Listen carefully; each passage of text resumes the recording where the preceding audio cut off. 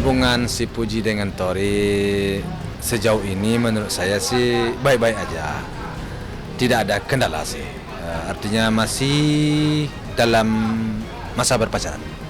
Ya kalau tanggapan saya sih karena dia masih pacaran, untuk apa ketemu sama orang tuanya? Kan masih pacaran. Anak saya perempuan. Mungkin kalau laki-laki ya mungkin nggak begitu penting lah. Tapi mengingat mereka sekarang hubungan mereka semakin akrab, semakin intensif sepertinya, ya mungkin nggak mungkin menunggu selama itu. Hanya saya menunggu meminta ya setahun 2 tahun lagi itu aja. Ya nggak bisa kita meramal, belum bisa meramal. Kalau si peran aja belum ada arahnya ke situ. Tapi nggak tahu juga kita kan. Kalau Tuhan sudah mentakdirkan mungkin sebulan lagi ketemu jodohnya, ya nih saya nikahin. Ya itu sih nggak perlulah terlalu dibesar-besarkan. Karena saya sendiri belum pernah mendengar dari yang bersangkutan. Itu yang pertama. Yang kedua,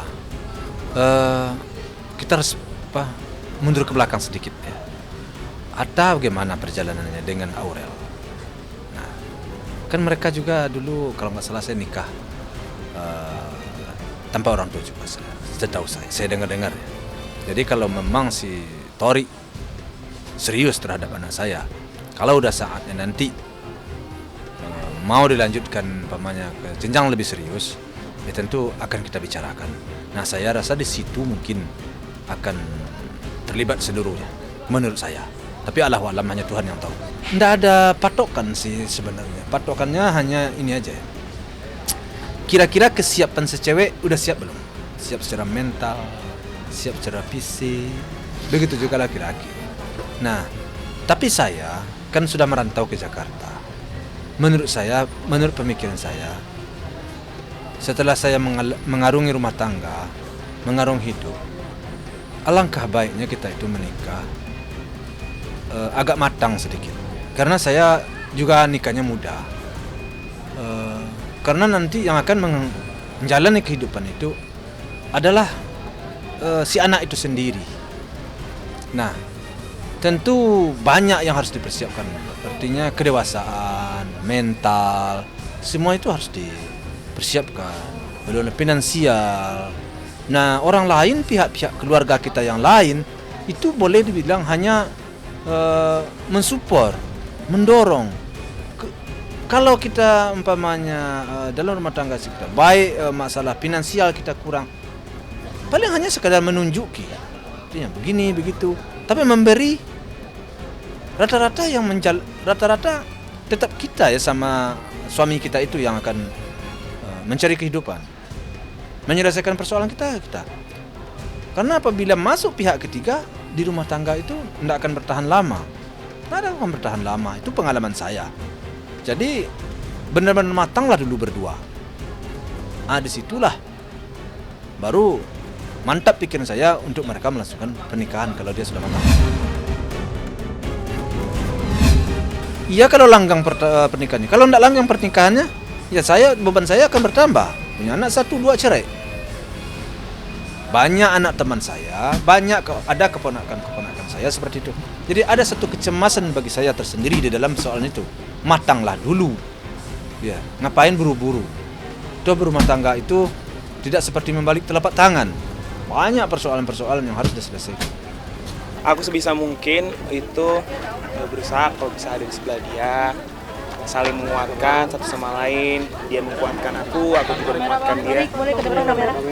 Ya, saling menguatkan, baik aku menguatkan dia menguatkan aku. Jadi kayak gitu. Cara menguatkan satu sama lain itu, kalau menurut aku, ketika kita ada untuk satu sama lain di saat-saat yang krusial, di saat-saat senang, semuanya kita saling menguatkan. Ibaratnya kalau kita sekarang sebelum bertemu aja sama-sama bisa berdiri kuat, aku harap kalau kita berdiri bersama berdua semakin kuat. Ya kita doakan aja yang terbaik. Sementara ini kita harus mematangkan semua. Bang Atta itu tahu ya betul. Pas aku mau ngasih cincin, dia kata, "Kamu di mana? Mau ngasih cincin ya?" Iya, aku baru ngasih tahu. Jadi kayak sementara itu ini di antara kita dulu, di antara aku dan Puji dulu. Nanti step selanjutnya baru di orang tua. Oh, jadi ngikat pribadi dulu gitu. Ngikat pribadi dulu. Terus udah omongan sama Abi Umi mungkin. Oh, omongan udah lama sebelum itu. Omongan udah lama sebelum itu udah perkenalkan, udah aku bilang ini bakal jadi samuan aku, bakal jadi calon istri aku. Saya nggak paham itu, nggak ngerti saya deh. Nggak. Soalnya saya nggak sampai ke situ. Ya, saya hanya memahami bahwa anak saya berpacaran sampai di Tori. Ya sampai di situ aja. Apakah ada omongan yang lain-lain, omongan dari sana sini? Saya nggak begitu mendengar secara langsung, terus saya nggak memahami. Karena saya hanya sampai di Tori baru. Sampai di Tori. Iya, hadiah orang pacaran. Dia pacaran, kemudian dia pacarnya ulang tahun, dia beliin cincin. Itu aja, cuman She deserve to be happy. Dia pantas untuk bahagia, dia pantas untuk mendapatkan cinta, untuk merasakan cinta, dia pantas banget. Jadi aku berusaha sebisa mungkin untuk bikin dia senyum-senyum, bikin dia salting-salting deh. Iya, mungkin dia juga harus tahan mental kalau ketemu aku kali. Kapan? Kapan beliau mau? Gas. Oh, Umi dulu ya. Tunggu Umi available. Ketemu sama orang tuanya Tori kemarin nggak ketemu? Insya Allah.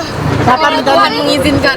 Kapan rencananya Puji mau ketemu orang tua Torik mungkin? Kalau Allah mengizinkan. Bismillahirrahmanirrahim. Allahu Akbar. belum. Ya, saya nggak pernah dengar dan belum ada sampai ke saya, belum ada untuk situ sampai sejauh ini. Iya, ngapain kita ketemu? Alasan kita untuk bertemu itu tidak ada. Karena anak kita statusnya pacaran. Masa kita bertemu? Kurang elok dong.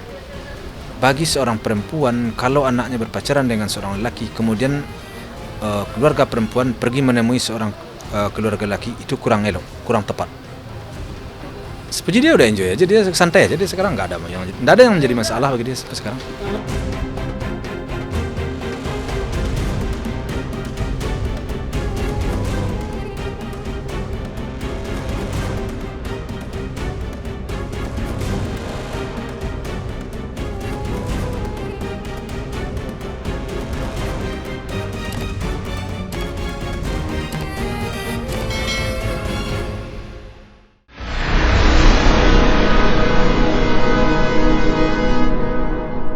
Jadi jangan lupa untuk subscribe Cumi Cumi. Ditekan ya tombol lonceng merahnya.